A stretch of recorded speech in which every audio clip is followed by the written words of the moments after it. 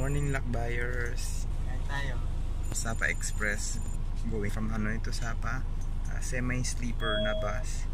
So, para pakita ko sa inyo, ito yung itsura niya.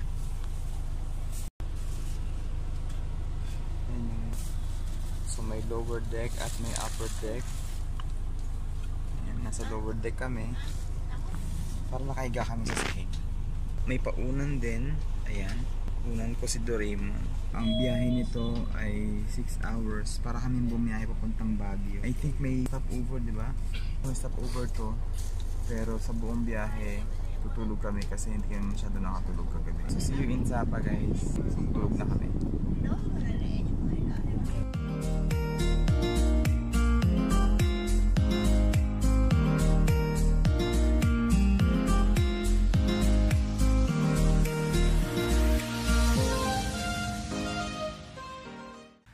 After an uphill climb, sobrang taas na ang inakit namin. Kasi talagang sa road. Patayin na kami dito sa Sapa! And the name of our hotel is Sapa Center View Hotel. Ang ganda. Para siyang trailer. Yung trailer yung sa mga barko. Parang ganun lang siya na pinagpatong-patong. Medyo mataas. Kasi again, marami kaming bit-bit na maleta. But again, it's worth it because of not just the room na may heater ang kama, first time, but also the view. The room has its own balcony. This is the view.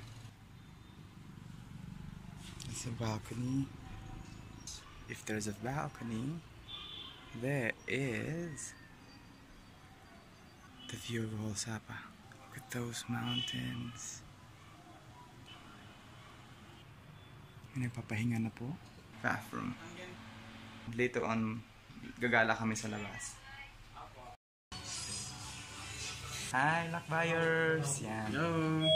This is our third day here in Vietnam. Our second day in Sapa. And today we're having lunch at 24 restaurant. Ganda yung review niya sa TripAdvisor. So, look! Ang mga pagkain nila. Spring roll, tofu with tomato sauce. Inantay na lang namin yung fried rice. Kakain kami. I think it's 2 o'clock or past 2 o'clock.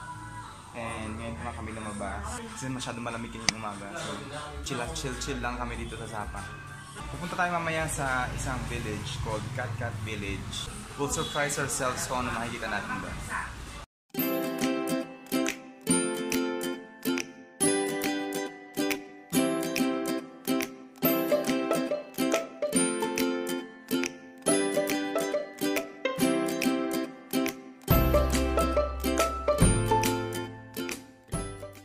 So, natapos na naman kaming kumain at puro kain, parang food vlog na po ito. Pero okay lang, kasi ang sarap po ng pagkain dito sa restaurant, 24 restaurant na kinainan namin. As a proof, walang natira. So, bago pa man maging food vlog itong vlog namin, we will start to Explore this place called Sapa. At pupunta na kami dun sa Cat Village. Again, we will surprise ourselves whatever we will be seeing there. Basta explore lang. Again, itinerary namin dito sa Sapa is more of a relaxed, chillax atmosphere. Whatever kung ano yung pumasok sa isip, yun na yung papupuntahan namin. Siya yung gumawa ng schedule, ako wala. Siya meron, ako wala. So, today it's Cat Village and he is now booking and may grab driver na kami papunta doon. So, samahan nyo kami to Cat Village. Change of plans.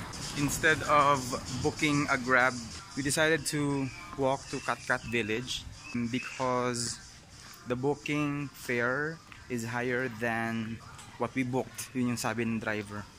From 21 to 25,000 dong, naging parang aabot siya ng 100,000 dong. So, since 1.4 kilometers lang naman siya from where we came from, which is yung 24 restaurant, parang malapit na naman siya lakarin. So, I think it's nice para rin ma-exercise kami.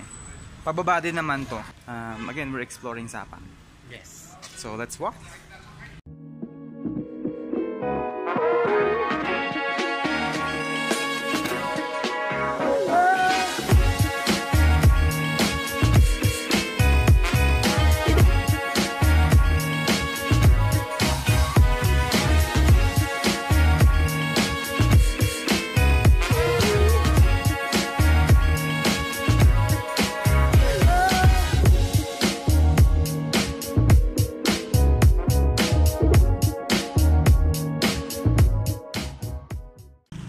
nang kaya. Tanaw na eh, oh. Abot tanaw na kung saan kami pupunta. So, I will let you see where we're heading. See that down there? It says Cat Cat. So, we're finally here, Cat Cat Village. And one thing to expect is that there's a may ticket entrance. Yan. 70,000 dong. 70,000 dong per person. Okay, there you go. Alright, let's go. Let's go. Cat Cat Village. Pumasok na kami. Kung sa atin, ang naggagala ay mga aso. Dito, baboy. Hey Piggy. Gosh. Baboy ang naggagala dito. Ooh. This is nice. Ito yung nasa likod namin, guys. Rice terraces. Para to yung Banawe rice terraces.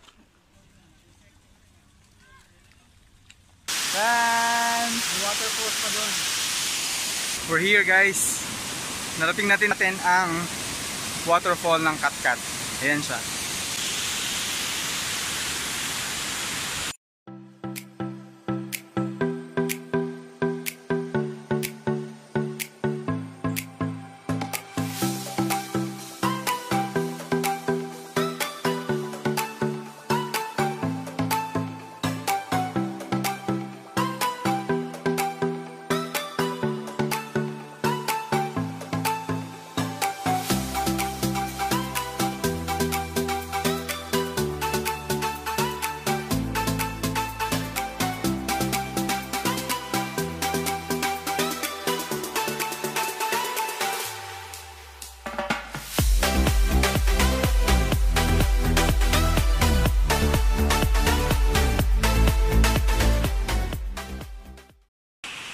At dito na po nagtatapos ang aming pag-explore sa Cat Cat Village dito sa Sapa, Vietnam.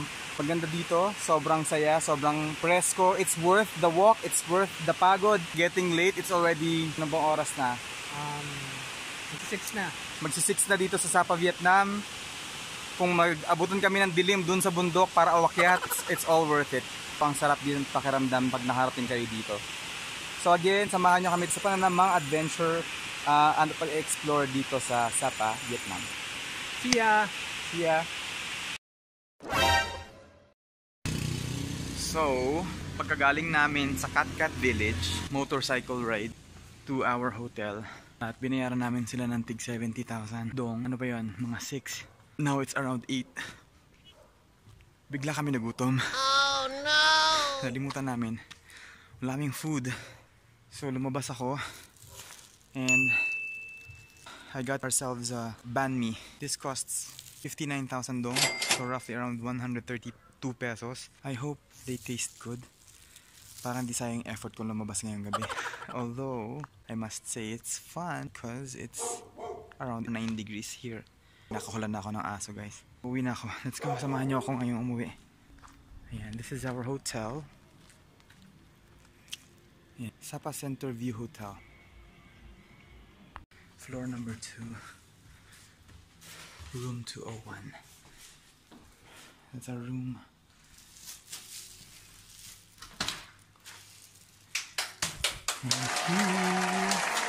Somebody's happy. Happy birthday! Dahil meron siyang banh mi. Yes! Banh mi! Nasarado ko lang yung pinto. Ang lamig. To show you how cold it is. Kumakain na siya, guys. Hindi makahintay. May sauce? Kain namin, guys. Let's go. Kain tayo.